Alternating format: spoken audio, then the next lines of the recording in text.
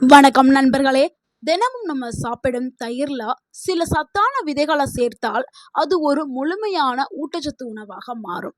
இன்னைக்கு நம்ம பார்க்க போறது தயிருடன் சேர்க்கக்கூடிய விதைகள் என்னென்ன, அந்த விதைகள் தரக்கூடிய நன்மைகள் என்ன, ஸோ ஒவ்வொரு விதையிலையும் என்னென்ன ஊட்டச்சத்துக்கள் இருக்குது, இதை எப்படி சரியான முறையில் நம்ம தயாரித்து சரியான அளவு எப்படி சாப்பிடணும், எல்லாத்தையும் நம்ம இந்த வீடியோவில் பார்க்க போகிறோம்.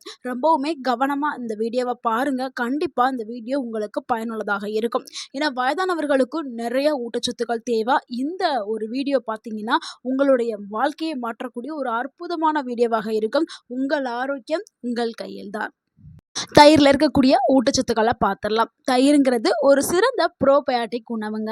இதில் இருக்கக்கூடிய protein, calcium, phosphorus, vitamin B12, riboflavin, potassium, நல்ல குடல் பாக்டீரியாக்கள் இது எல்லாமே இருக்குது. இதனால தான் குடல் ஆரோக்கியமாகவும் எலும்பு ஆரோக்கியமாகவும் செரிமானம் அண்டு தசை பராமரிப்புக்கு தயிர் பயன்படுது. ஸோ தயிர் ரொம்பவுமே ஒரு சூப்பரான உணவு. ஆனால் நம்ம சரியான முறையில் சரியான அளவை பயன்படுத்தணும்.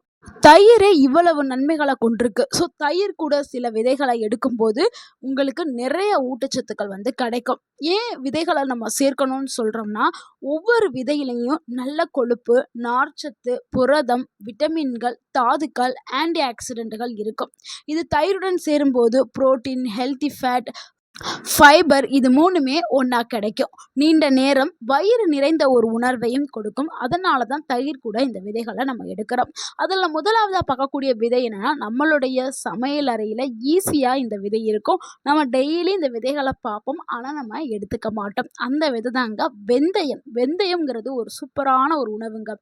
வெந்தயத்தில் இருக்கக்கூடிய ஊட்டச்சத்துக்களை பார்த்துலாம். வெந்தயத்தில் இரும்பு சத்து இருக்குது, மெக்னீஷியம் இருக்குது, நார்ச்சத்து இருக்குது. இதனால் என்ன பயன்கள் நம்மளுக்கு கிடைக்கும்னா, செரிமானம் சீராக இயங்குறதுக்கு பயன்படுது. சிலருக்கு இரத்த சர்க்கரையை கட்டுப்பாட்டில் வைக்கிறதுக்கு வெந்தயம் பயன்படுது. அதே மாதிரி மலச்சிக்கலை குறைக்கிறதுக்கும் வெந்தயம் பயன்படுது. எப்படி இதை பயன்படுத்தலாம்னா, இரவில் நம்ம ஊற வச்சு காலையில் நீங்கள் அந்த தண்ணியை குடிக்கணும். வெந்தயத்தை நல்லா மென்று சாப்பிடணும். ஸோ இதுதான் சரியான முறை. எவ்வளவு அளவு எடுத்துக்கிறோம்னா 1/4 டேபிள் ஸ்பூன் எடுத்து நீங்கள் ஊற வச்சு நம்ம சாப்பிடணும். ஸோ இரவில் ஊற வச்சு காலையில் மெல்ல இல்லைன்னா சில பேருக்கு ஊற வச்சு சாப்பிட்றது பிடிக்காது, இன்ஸ்டண்ட்டாக தான் சாப்பிடுவாங்க. அப்படின்னா என்ன பண்ணுங்கன்னா, வெறும் வெந்தயத்தை எடுத்து உங்களுடைய வடச்சட்டியில் போட்டு வறுத்துக்கிறங்க. அந்த பச்சை வாசனை போகிற அளவு சிம்மில் வச்சே வறுத்துக்கிறங்க. வறுத்ததுக்கு அப்புறம் அதை நீங்கள் பவுட்ரு பண்ணி வச்சுக்கிறங்க.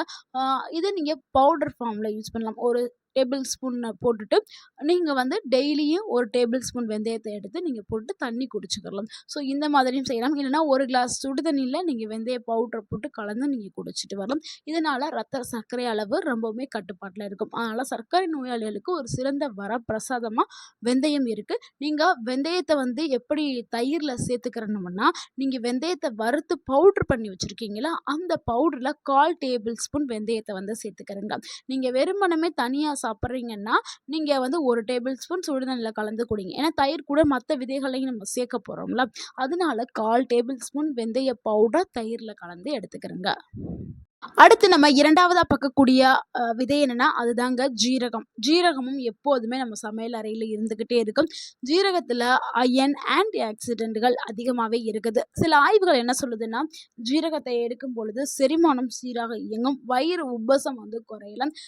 இதனால நிறைய நன்மைகள் நம்ம உடலுக்கு கிடைக்கிது. ஜீரகம் எடுத்துக்கிட்டால் நம்மளுடைய உள்ளம், உள்ளத்தை சுத்தம் செய்கிறதுக்கு, கழிவுகளை வெளியில் தள்ளுறதுக்கு ஜீரகம் சிறந்த ஒரு உணவாக இருக்குது. இதுலேயும் நிறைய சத்துக்கள் இருக்குது. அதனால நம்ம தயிரில் ஜீரகத்தை சேர்த்து நம்ம சாப்பிடலாம். அடுத்து மூணாவதாக பார்க்கக்கூடிய ஒரு உணவு என்னென்னா எள்ளு தாங்க. அடுத்து மூன்றாவதாக பார்க்கக்கூடிய ஒரு உணவு என்னென்னா, ஒரு விதை என்னென்னா, அதுதாங்க எள்ளு. எள்ளுங்கிறது ரொம்ப ரொம்ப முக்கியமான ஒரு உணவுங்க. முக்கியமாக வயதானவர்களுக்கு மிகவும் பயனுள்ள ஒரு பொருள். ஏன்னா எள்ளுங்கிறது நம்மளுடைய முன்னோர்கள் காலத்திலேருந்து பயன்படுத்தப்பட்ட ஒரு உணவு. ஆனால் இப்போ நிறைய பேர் அதை தவிர்த்துடுறாங்க. ஆனால் அந்த உணவை கண்டிப்பாக எடுத்துக்கிறணும். எள்ளில் என்ன இருக்குதுன்னா, கால்சியம், காப்பர், சிங்க் இது எல்லாமே அதிக அளவில் இருக்குது. இது எலும்பு ஆரோக்கியத்திற்கு ஒரு சிறந்த ஒரு உணவாக இருக்குது. ஸோ அதனால 1 டேபிள் ஸ்பூன் எள்ள வந்து தாராளமாக எடுத்துக்கலாம். ஸோ எள்ளுக்குமே அதே தான். நீங்க வெறுமனவே வடச்சட்டியில போட்டு வறுத்துட்டு, நீங்க பவுடர் பண்ணி வச்சுக்கிறணும். ஒரு 1 மாசத்திற்கு தேவையான எள்ள வந்து சேகரிச்சு, நீங்க பவுடர் பண்ணி வச்சு டெய்லி சாப்பிடக்கூடிய தயிர்ல நீங்க 1 டேபிள் ஸ்பூன் பவுடர் ஆஃப் எள்ள வந்து கலந்து நீங்க சாப்பிட்டுட்டு வரலாம். இல்லைன்னா நீங்க வெறுமனவேயும் எடுத்து போட்டு சாப்பிடலாம். ஸோ இந்த மாதிரி சாப்பிடும்போது நிறைய நன்மைகள் உங்களுக்கு கிடைக்கும்.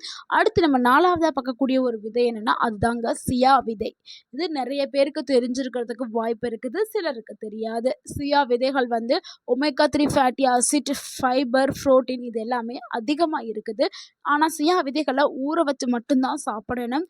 அப்படியே வெறுமனவே சாப்பிடவே கூடாது. எப்ப நீங்க சாப்பிட்டாலும் காலையா இருந்தாலும் சரி, மாலை நேரத்துல இருந்தாலும் சரி, எந்த டைம்ல சாப்பிட்டாலும் ஊற வச்சு ஒரு 1/2 மணி நேரமாவது ஊற வச்சோன்னா, அது நல்லாவே ஊறிடும். ஊறின சியா விதைகள் தான் எடுத்து சாப்பிடணும். ஊறாம சாப்பிட்டீங்கன்னா, வயிற்றுக்கு சில பல பிரச்சனைகள குடுக்கும். அடுத்து செரிமான பிரச்சனை, அப்புறம் உயிருக்கே ஆபத்து வர்றதுக்கான வாய்ப்புகள் அதிகமா இருக்குது. அதனால சியா விதைகள எப்பொழுதுமே ஊற வச்சு சாப்பிடுறது ரொம்பவே நல்லது. இதனால நீண்ட நேரம் பசி வந்து குறைய ஆரம்பிக்கும். குடல் ஆரோக்கியத்தை மேம்படுத்துறதுக்கு இந்த சியா விதைகள் பயன்படுது. அது மட்டும் இல்லைங்க, இந்த சியா விதைகளை எடுக்கும்போது உடல்ல இருக்கக்கூடிய தேவையில்லாத கொழுப்புகள், அதாவது கெட்ட கொழுப்புகளை எரிக்கும் தன்மை கொண்டது சியா விதைகள். ஸோ சியா விதைகளை நம்ம எடுத்துக்கிட்டே இருந்தோம்னா என்ன ஆகும்னா, நம்மளுக்கு அன்னெசரியாக சாப்பிடக்கூடிய பழக்கம் வந்து குறைஞ்சு வெயிட் லாஸ் ஆகிறதுக்கு சியா விதைகள் பயன்படுது. ஸோ ஊற வைத்த சியா விதைகளை தயிர் கூட சேர்த்து சாப்பிட்றது ரொம்பவே நல்லது. ஆனால் 1 டேபிள் ஸ்பூன் ஆஃப் சியா விதைகளை மட்டும்தான் எடுத்துக்கிறணும் ஒரு நாளைக்கு. அளவுங்கிறது ரொம்ப ரொம்ப முக்கியம். அடுத்து நம்ம 5வதா பார்க்கக்கூடிய ஒரு விதைகள் என்னன்னா, அதாங்க பூசணி விதைகள். அடுத்து நம்ம 5வதா பார்க்கக்கூடிய ஒரு விதை என்னன்னா, அதுதாங்க ஆளி விதை. இதை இங்கிலீஷ்ல ஃபிளாக்ஸ் சீட்ஸ் அப்படின்னு சொல்லுவோம். இந்த விதையுமே இப்போ ரொம்பவுமே ஃபேமஸாக இருக்குது. இது ஒரு சூப்பர் ஃபுட் அப்படின்னு சொல்லலாம். அந்த அளவுக்கு இதுலேயும் ஒமேகா 3 ஃபேட்டி ஆசிட் இருக்குது. ஸோ ஒமேகா 3 ஃபேட்டி ஆசிட் இருக்கிறனால உங்களுடைய இதயத்தை ஆரோக்கியமாக வச்சுக்கிறதுக்கு இந்த ஆளி விதைகள் பயன்படுது. அது மட்டும் இல்லைங்க, மூட்டுகளை சுற்றி இருக்கக்கூடிய வலி, வீக்கம், அந்த இன்ஃப்ளமேஷனை குறைக்கிறதுக்கும் இந்த ஆளி விதைகள் பயன்படுது. ஸோ ஆளி விதைகளை நீங்கள் எப்படி சாப்பிடணும்னா, அதை அப்படியே டைரெக்டாக வந்து சாப்பிடவே கூடாது. எப்பொழுதுமே வந்து ஆளி விதைகளை வந்து நீங்கள் லேசாக வடச்சட்டியில் போட்டு வறுத்து அதை பவுட்ரு பண்ணி அந்த பவுடரை தான் சாப்பிடணும். ஸோ நல்லாவே நீங்கள் கேட்டுக்கிறீங்க, ஆளி விதைகளை எப்பவும் பவுடர் ஃபார்மில் மட்டும்தான் இன்டேக் பண்ணணும். ஸோ அதனால் நீங்கள் இதை வறுத்து நீங்கள் பவுட்ரு பண்ணி வச்சு நீங்கள் சாப்பிடக்கூடிய சாதத்தில் தினமும் 1 டேபிள் ஸ்பூன் ஆளி விதைகள் போட்டு நீங்கள் சாப்பிடலாம். அப்படி இல்லைன்னா நம்ம எடுத்த மாதிரி தயிரில் சிறிதளவு வந்து ஆளி விதையோட பவுடரை கலந்து நீங்கள் சாப்பிட்டுக்கலாம். அடுத்து நம்ம 6வதா பார்க்கக்கூடிய ஒரு விதை என்னன்னா, அதுதாங்க பூசணி விதை. நம்ம என்ன பண்ணுவோம், பூசணிக்காய் சாப்பிடுவோம். ஆனால் விதைகளை தூக்கி குப்பையில் போட்டுருவோம். ஆனால் அதனுடைய விதைகளில் நிறைய ஊட்டச்சத்துக்கள் இருக்குது. பூசணி விதையில் ஜிங்க் இருக்குது, மெக்னீஷியம் இருக்குது, அயன் இருக்குது. ஸோ இது ரொம்ப ரொம்ப முக்கியமான ஊட்டச்சத்துக்கள். ஸோ ஆண்களுக்கு வந்து அந்த ஆண்மை பவருக்கு ஜிங்க் வந்து ரொம்ப ரொம்ப தேவைங்க. ஸோ கண்டிப்பாக பூசணி விதைகளை ஆண்கள், பெண்கள் எல்லாருமே வந்து எடுத்துக்கிறலாம். முக்கியமாக வயதானவர்களுக்கு தேவையான ஊட்டச்சத்துக்கள் எல்லாமே பூசணி விதையில இருக்குது. இந்த பூசணி விதைகளை வந்து நம்ம வந்து அந்த உள்ள இருக்கிறத மட்டும் தான் சாப்பிடுவோம். வெளியில இருக்கிறத ரிமூவ் பண்ணிடுவோம். ஸோ அதை ஆல்ரெடி ரிமூவ் பண்ணியே ஆன்லைன், ஆஃப்லைன், சூப்பர் மார்க்கெட் இங்கே எல்லா இடங்கள்லையுமே வந்து அவைலபிளாக இருக்குது. ஸோ நம்ம எல்லாருமே வாங்கி பூசணி விதைகளை உட்கொள்றது ரொம்ப ரொம்ப ஆரோக்கியமானது.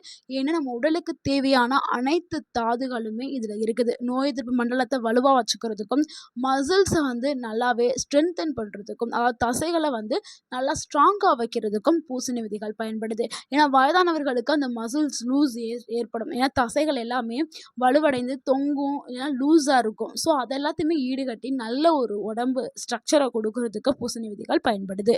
முக்கியமாக பூசணி விதைகளை யாரெல்லாம் உட்கொள்ளலாமா, குழந்தைகள், வயதானவர்கள், உடற்பயிற்சி செய்கிறவங்க, ஜிம்மில் ஒர்க் அவுட் பண்ணுறவங்க, விளையாட்டு வீரர்கள், இவங்க எல்லாருக்குமே வந்து பூசணி விதை ஒரு சிறந்த விதையாக இருக்குது. அவங்களுக்கு தேவையான ஊட்டச்சத்து எல்லாத்தையுமே வழங்கக்கூடியதாக இருக்குது. கண்டிப்பாக பூசணி விதைகளை நம்ம உட்கொள்ளலாம். டெய்லி நம்ம ஸ்நாக்ஸ் சாப்பிடுவோம். ஈவினிங் டைமில் அந்த ஸ்நாக்ஸ் சாப்பிட்ற டைமில் ஒரு கைப்பிடி பூசணி விதைகளை உட்கொள்ளலாம். இல்லை தயிரில் போட்டு நம்ம எடுத்து. ஸோ இவ்வளவு நன்மைகளை கொண்ட இந்த விதைகளை எப்படி சரியான முறையில் பயன்படுத்தலாம் அப்படிங்கிறத பார்த்துடலாம். ஏன்னா நம்ம இவ்வளோ நேரம் அந்த விதைகளுடைய நன்மைகள், அதில் என்ன ஊட்டச்சத்துக்கள் இருக்குது அப்படின்னு நம்ம தெரிஞ்சுக்கிட்டோம். ஸோ இப்போ எப்படி சரியான முறையில் தயிர் கூட இந்த விதைகளை சேர்த்து எவ்வளவு அளவு எடுத்து நம்ம சாப்பிட்ணும் அப்படின்னு பார்த்துடலாம். இதுக்கு நீங்கள் 1 கிண்ணம் தயிர் மட்டும் நீங்கள் எடுத்துக்கிறீங்க. அதிகமாக அதிகமாக வேண்டாம். ஒவ்வொரு நாளுமே நீங்கள் ஒரு கிண்ணம் தான் எடுக்கணும். ஸோ ஒரு கிண்ணம் தயிரில் வெந்தயம் 1/4 டேபிள் ஸ்பூன், நீங்கள் ஊற வச்ச வெந்தயத்தை போட்டாலும் சரி, இல்லைன்னா நீங்கள் வறுத்து பவுடர் பண்ணி வச்சுருப்பீங்களா, அந்த பவுடர் ஃபார்மில் இருக்கக்கூடிய வெந்தயத்தை ஒரு 1/4 டீஸ்பூன் எடுத்துக்கிறங்க. நீங்கள் வெந்தயம் மட்டும் தான் நீங்கள் சாப்பிட்றீங்க அப்படின்னா நீங்கள் அதிகமாக பயன்படுத்தலாம். நம்ம வந்து இப்போ பார்த்த எல்லா விதைகளையுமே தயிரில் போட்டு சாப்பிட்ற சொன்னால அளவு கம்மியாக தான் எடுக்க போகிறீங்க. ஸோ 1/4 டேபிள் ஸ்பூன் தான் எடுக்க போகிறீங்க. ஜீரகம் ஒரு 1/4 டேபிள் ஸ்பூன் எடுக்க போகிறீங்க.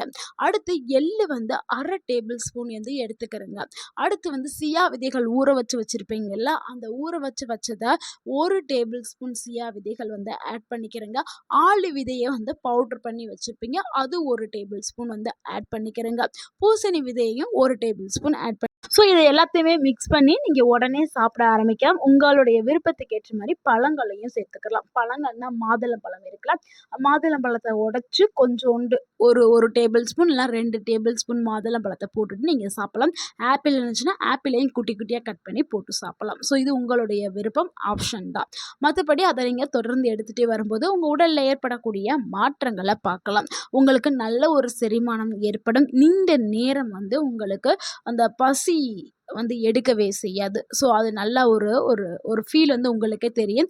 அதே மாதிரி உங்கள் உடலுக்கு வந்து புரதம், தாதுக்கள் இது எல்லாமே கிடைக்கிறதுனால உங்களுடைய தசை மற்றும் எலும்புகளுக்கு இந்த ஒரு ரெமிடி வந்து சூப்பரான ஒரு ரெமிடியாக இருக்கும். ஏன்னா வயதானவர்களுக்கு தான் எலும்பு சார்ந்த பிரச்சனைகள் எல்லாமே வரும். ஸோ இந்த விதைகளையும் தயிரையும் நீங்கள் எடுக்கும்போது உங்களுடைய எலும்புகள் வந்து வலுவாக்கப்படும், ஆரோக்கியமாக்கப்படும். ஸோ எலும்பு சார்ந்த நோய்கள் எல்லாமே தடுக்கப்படும். ஸோ அதனால இது ஒரு சூப்பரான உணவு. ஸோ உங்களுக்கு தேவையான தினசரி தேவையான ஊட்டச்சத்தை பூர்த்தி செய்யறதுக்கு இந்த ஒரு ரெமெடி வந்து பயன்படுது. நண்பர்களே, இவ்வளவு நன்மைகளை கொண்ட இந்த விதைகளை யாரெல்லாம் தவிர்க்கணும் அப்படிங்கிறத பார்த்தலாம். விதைகள் சாப்பிட்டா நட் அலர்ஜி வரும்ல, நட்ஸ் சாப்பிட்டா சிலருக்கு வந்து அலர்ஜி வரும், அந்த விதைகளை உட்கொண்ட அலர்ஜி வரும்ல, அவங்க வந்து இதை தவிர்க்கிறது ரொம்பவே நல்லது. அப்படி எடுத்துக்கிட்டிங்கன்னா நீங்கள் ரொம்பவே கவனமாக இருங்க. அடுத்து சிறுநீரக நோயாளி வந்து அவங்களுக்கு சில தாதுக்கள் கட்டுப்பாடு வந்து அவங்களுக்கு தேவைப்படும். அதனால் அவங்க இதை தவிர்க்கிறது ரொம்பவே நல்லது. அடுத்து ரத்தம் உறையாமல் செய்யும் மருந்து மாத்திரை எடுத்துக்கிறவங்க அவங்களும் வந்து ஆளி விதைகள் இதெல்லாம் சாப்பிட்றதுக்கு முன்னாடி நீங்கள் உங்களுடைய மருத்துவர்கிட்ட ஆலோசனை கேட்டுட்டு எடுக்கிறது ரொம்பவே நல்லது. மற்றபடி எல்லாருமே வந்து தாராளமாக இந்த ஒரு கலவையை வந்து எடுத்துக்கலாம். இது ரொம்பவுமே ஆரோக்கியமானது. உங்களை எப்போவுமே இளமையாகவும் வச்சுக்கிறோம். ஸோ முதுமையை தாமதப்படுத்துறதுக்கு இந்த விதைகள், தயிர் எல்லாமே பயன்படுதுங்க. ஏன்னா சியா விதைகள், ஆளி விதைகளை ஒமேகா 3 ஃபேட்டி ஆசிட் இருக்கிறதுனால இது முகச்சுருக்கங்களை போக்குறதுக்கு பயன்படும். ஒரு இளமையான தோற்றத்தை கொடுக்கறதுக்கு பயன்படும். ஸோ செல்கள் டேமேஜ் ஆகுதுல, அதெல்லாம் தடுக்கிறதுக்கு இந்த விதைகள் பயன்படும். ஸோ இந்த விதைகளை நீங்கள் தொடர்ந்து எடுத்துக்கிட்டே இருக்கும்போது உங்களோட இளமையை வந்து தக்க வச்சுக்கலாம், அது முதுமையை தாமதப்படுத்தலாம். ஸோ இந்த உணவுகள் எல்லாமே ஒரு சூப்பரான அற்புதமான உணவுகள். ஸோ கண்டிப்பாக இந்த உணவை நீங்கள் ட்ரை பண்ணுங்க. ஸோ நண்பர்களே, இன்னைக்கு இந்த இதை நீங்கள் ட்ரை பண்ணி சாப்பிடுங்க. உங்களுடைய அனுபவத்தை மறக்காமல் கமெண்டில் பகிருங்க.